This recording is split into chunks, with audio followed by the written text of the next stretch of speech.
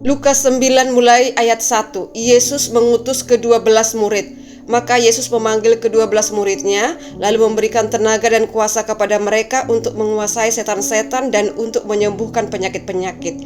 Dan ia mengutus mereka untuk memberitakan kerajaan Allah dan untuk menyembuhkan orang. Katanya kepada mereka, jangan membawa apa-apa dalam perjalanan, jangan membawa tongkat atau bekal, roti atau uang, atau 2 helai baju.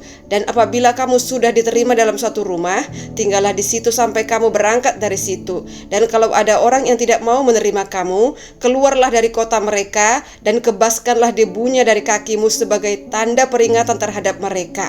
Lalu pergilah mereka dan mereka mengelilingi segala desa sambil memberitakan Injil dan menyembuhkan orang sakit di segala tempat. Lukas 9 mulai ayat 7. Herodes dan Yesus. Herodes, raja wilayah, mendengar segala yang terjadi itu dan ia pun merasa cemas sebab ada orang yang mengatakan bahwa Yohanes telah bangkit dari antara orang mati. Ada lagi yang mengatakan bahwa Elia telah muncul kembali, dan ada pula yang mengatakan bahwa seorang dari nabi-nabi dahulu telah bangkit. Tetapi Herodes berkata, Yohanes telah kupenggal kepalanya. Siapa gerangan dia ini yang kabarnya melakukan hal-hal demikian? Lalu ia berusaha supaya dapat bertemu dengan Yesus. Lukas 9 mulai ayat 10. Yesus memberi makan 5.000 orang. Sekembalinya rasul-rasul itu menceritakan kepada Yesus apa yang telah mereka kerjakan. Lalu Yesus membawa mereka dan menyingkir ke sebuah kota yang bernama Betsaida, sehingga hanya mereka saja bersama dia. Akan tetapi orang banyak mengetahuinya, lalu mengikuti dia. Ia menerima mereka dan berkata-kata kepada mereka tentang kerajaan Allah, dan ia menyembuhkan orang-orang yang memerlukan penyembuhan. Pada waktu hari mulai malam, datanglah ke-12 muridnya kepadanya dan berkata, suruhlah orang banyak itu pergi supaya mereka pergi ke desa-desa dan kampung-kampung sekitar ini untuk mencari tempat penginapan dan makanan, karena di sini kita berada di tempat yang sunyi.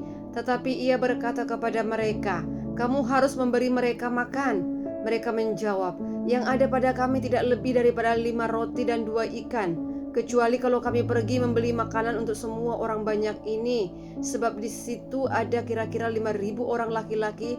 Lalu ia berkata kepada murid-muridnya, suruhlah mereka duduk berkelompok-berkelompok, kira-kira 50 orang sekelompok. Murid-murid melakukannya dan menyuruh semua orang banyak itu duduk.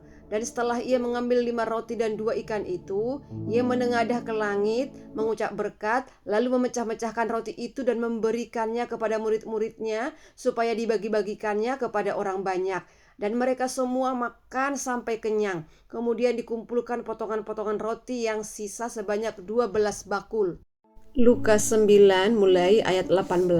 Pengakuan Petrus. Pada suatu kali ketika Yesus berdoa seorang diri, datanglah murid-muridnya kepadanya.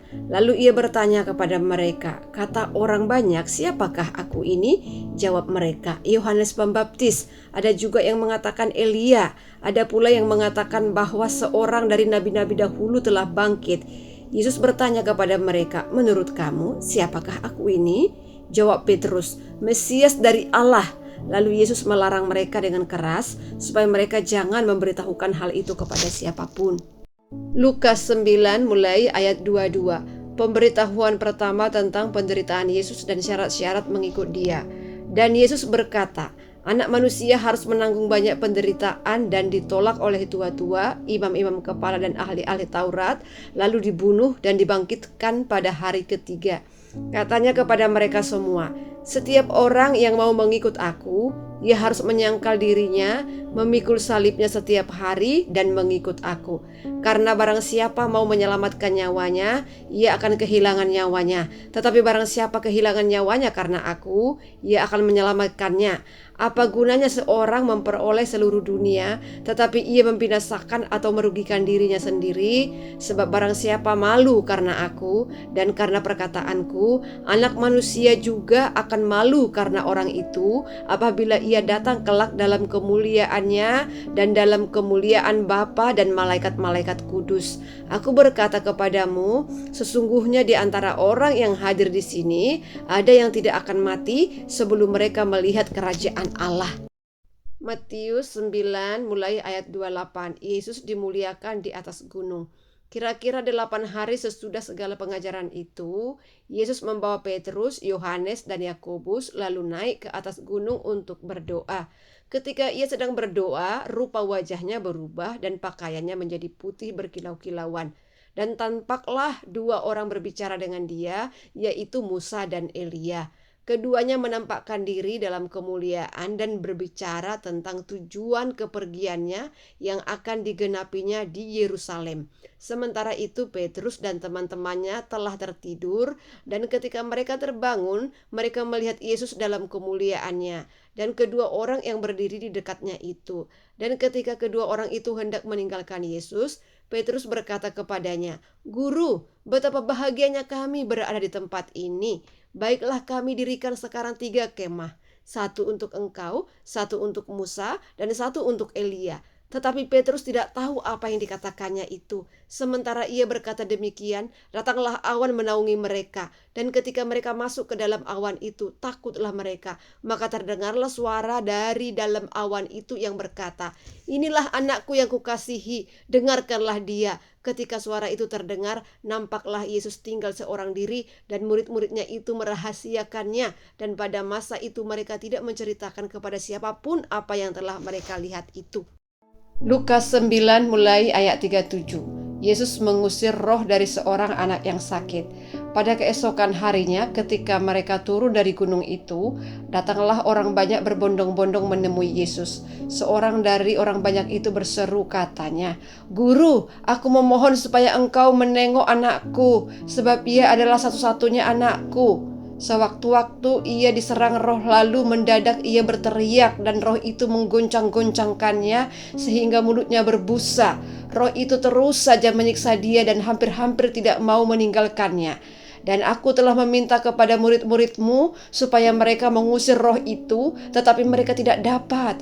Maka kata Yesus, "Hai kamu angkatan yang tidak percaya dan yang sesat, berapa lama lagi aku harus tinggal di antara kamu dan sabar terhadap kamu? Bawa anakmu itu kemari." Dan ketika anak itu mendekati Yesus, Satan itu membantingkannya ke tanah dan menggoncang-goncangkannya. Tetapi Yesus menegur roh jahat itu dengan keras dan menyembuhkan anak itu, lalu mengembalikannya kepada orang tuanya. Lukas 9 mulai ayat 43.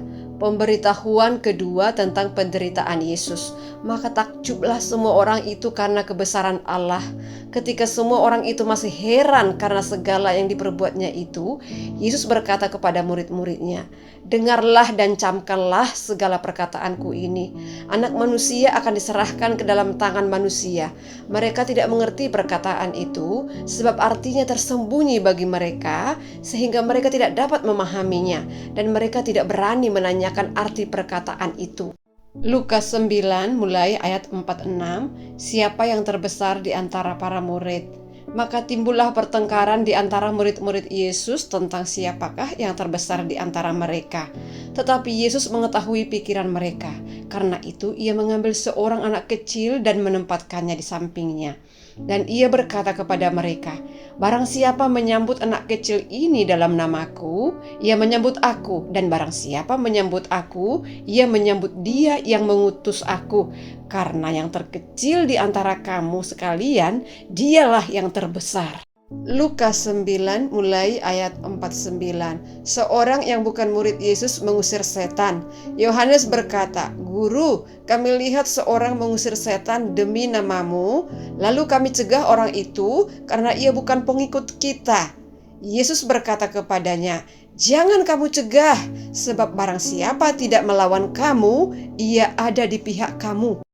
Lukas 9 mulai ayat 51. Yesus dan orang Samaria.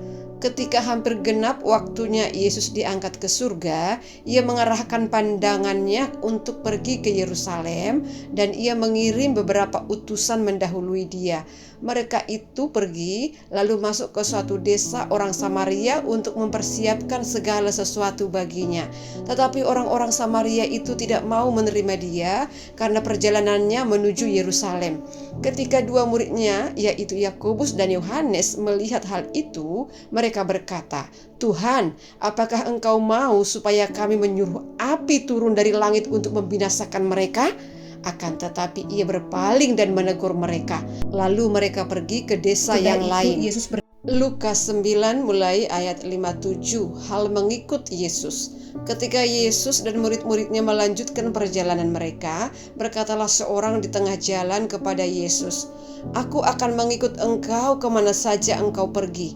Yesus berkata kepadanya, "Serigala mempunyai liang dan burung mempunyai sarang, tetapi Anak Manusia tidak mempunyai tempat untuk meletakkan kepalanya."